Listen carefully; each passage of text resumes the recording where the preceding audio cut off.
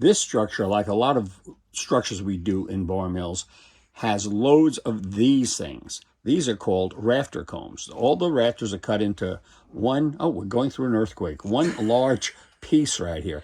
And the thing of it is, they fit in slots along, let's look really official, the end of a paintbrush here, along the edges here, which are all slotted really pretty for you. Now, these are very fragile. And if you lose a couple of rafter tails, it will not kill you. And sometimes you have to snip them off if you didn't do a great job of fitting these in. Essential to this whole thing is, here again, our sanding stick, because when we remove these from the sheets, there are some little sprue kind of things typically along this edge right here.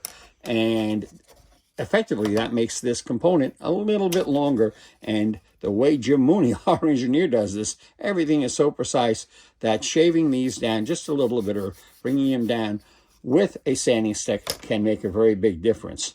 So this is an important thing whether you're building this kit or any bar mills kit, because this one is here.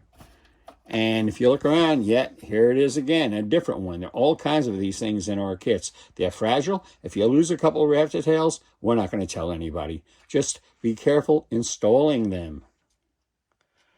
At this point, we've installed not 2 or 3 or 4, but 8 rafter tail combs. If you're not familiar, rafter tail combs are simply rafter tails cut into a larger sheet. And you can see the sheets are numbered. There's a number 23 right there, and they fit into specific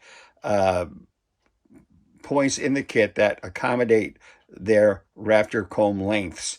Now, if you look at the ends of the building, both this end and this end, you'll see that the rafter combs are installed at angles to match the roof angle, because the roofing will sit atop of these rafter combs, which will help support the roofing. In this case, I've actually had to cut off not 1 but 2 lengths of rafter combs simply because my fit was just a little too tight and there is very little tolerance here. If you can actually tell where they're missing, I'd be really surprised. And if you have any friends that could tell where you're missing a rafter comb or 2, you might want to think about maybe getting some new friends. Anyhow, that's a quick look at rafter combs and how they are installed.